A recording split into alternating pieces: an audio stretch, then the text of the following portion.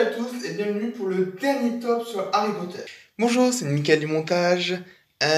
Juste pour vous dire que pendant une bonne partie de la vidéo, enfin au début, j'oublie qu'il y a 8 films Harry Potter, je compte en 7. Du coup, le 8e devient le 7e, le 7e le 8e, le 6e, enfin en position, donc voilà, n'oubliez pas.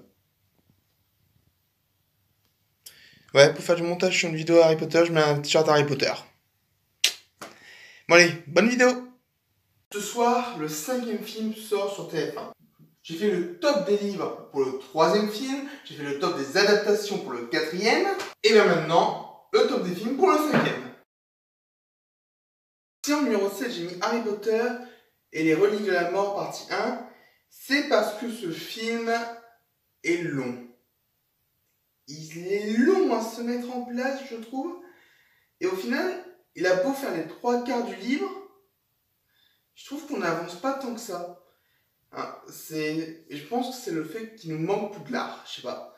Mais il manque quelque chose dans ce film, qui reste quand même excellent, mais il manque quelque chose.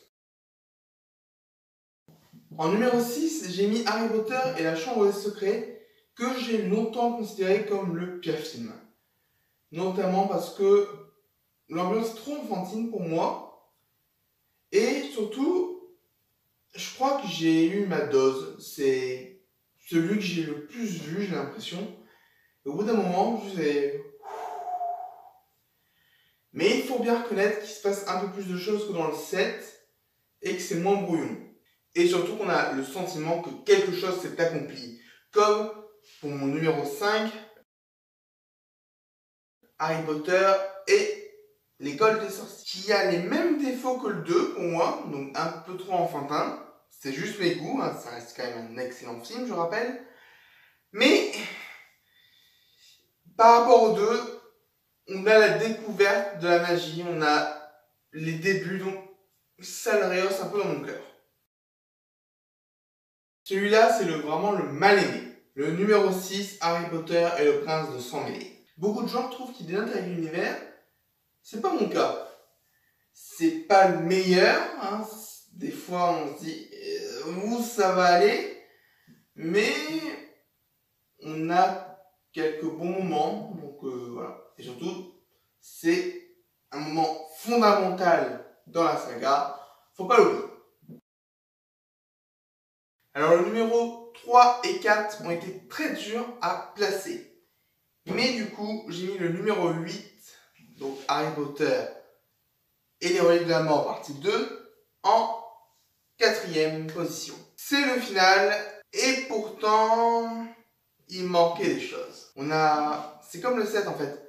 On n'a pas ce sentiment d'avoir l'histoire complète. Mais bon, ils l'ont coupé en 2, donc c'est mieux quoi. D'avoir 2 films où on n'a pas l'impression d'avoir une histoire complète, mais qui dure sur au moins 4 heures, ou un film de 4 heures, ou alors qui devait être raccourci. C'est vrai que je préfère qu'il soit coupé, mais bon, ça le met un peu en dessous.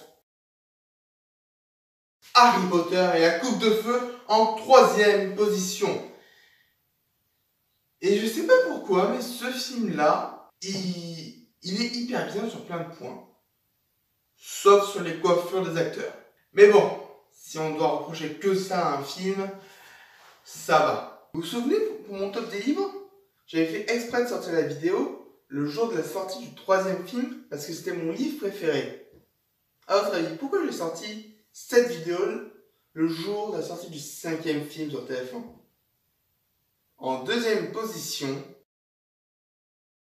Oui, en 2e position, c'est le 5e film, hein. Que voulez-vous? Et du coup, en 1re position,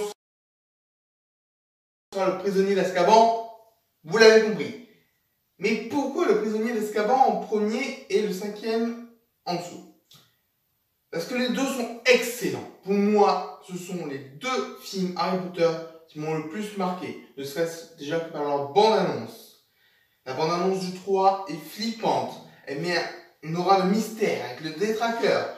Et la 5 met une ambiance où on sent que Poudlard n'est plus Poudlard, avec notamment une scène au hasard dans la bande-annonce, mais quand Ombrage sépare les 2 amoureux. C'est dans la bande-annonce, mais voilà. ça m'a donné envie de voir les deux films à chaque fois. Et c'est ces deux bandes annonces qui m'ont lancé dans la saga. Je n'ai pas regardé les premiers films Harry Potter quand ils sont sortis. Quand la bande annonce du 3 est sortie, je ne l'ai pas vu tout de suite non plus. Je commençais à voir Harry Potter quand la bande annonce du 5 est sortie, mais en même temps j'avais vu un DVD dans lequel il y avait la bande annonce du 3. C'est peut-être compliqué, mais pour moi c'est clair. Et du coup, ces deux bandes annonces me promettaient un univers avec un peu d'humour, et c'était magique. Et pourquoi le 5 en deuxième alors? Pour une seule et unique raison, le 3 a une réalisation sublime. Aucun film Harry Potter ne se démarque par sa réalisation, je trouve.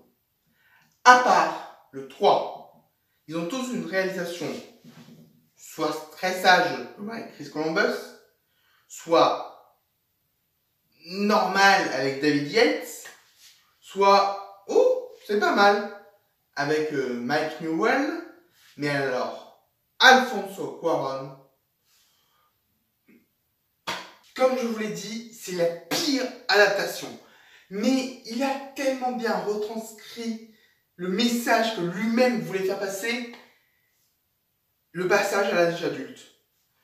Les deux premiers, Harry Potter, ne me plaisent pas beaucoup parce qu'il y a ce ton trop enfantin. Ici, on a déjà des personnages plus adultes. On a un vrai mystère. On a une aura sombre. On a Lupin. C'est un bon truc. Mais on a vraiment quelque chose qui nous prend aux tripes. Hein. Les scènes avec le loup-garou, les détraqueurs, mais toutes les scènes du 3 me plaisent. Il n'y en a aucune que j'ai envie de passer ou quoi. C'est vraiment waouh. Pour reparler de la réalisation une dernière fois, ce moment où la caméra s'avance lors d'une course sur l'épouvantail, où elle s'avance, elle va dans le miroir et elle ressort du miroir. La caméra est surnaturelle dans ce film. C'est du génie. Bon, il y a aussi quelques métaphores un peu salaces, mais bon. La réalisation est géniale pour ce film. Et même quand je m'intéressais moins à la réalisation, je trouvais que ce film était le meilleur des 8. Bon, le meilleur des 6, j'avais pas vu les deux amis. Mais voilà. Pour moi, s'il y a un film Harry Potter qu'on doit garder, c'est Harry Potter et le prisonnier d'Azkaban. Et s'il y a un livre qu'on doit garder, c'est le même livre. Voilà. Ça doit être pas du tout la même œuvre, du fait que ce soit pas le même média. Pour moi, c'est la meilleure histoire. Et je suis content à chaque fois de le revoir, ce film. Bref, vous avez eu un aperçu de mon top pour les livres, pour les adaptations et pour les films. Je reparlerai peut-être un peu d'Harry Potter dans ces vidéos. Ce n'est pas que le but de la chaîne, évidemment. Le but de la chaîne est de faire des critiques de séries, de films. D'ailleurs, les films Ghibli, ça va bientôt arriver. Harry Potter est une grande partie de mon enfance. Et même de maintenant. Et quand j'ai su qu'il y avait le préquel avec les animaux fantastiques, croyez-moi, j'étais quand même petit fou. Et j'attends avec impatience le 3e volet des animaux fantastiques. Même si Ezra Miller, pareil qu'il ne sera pas.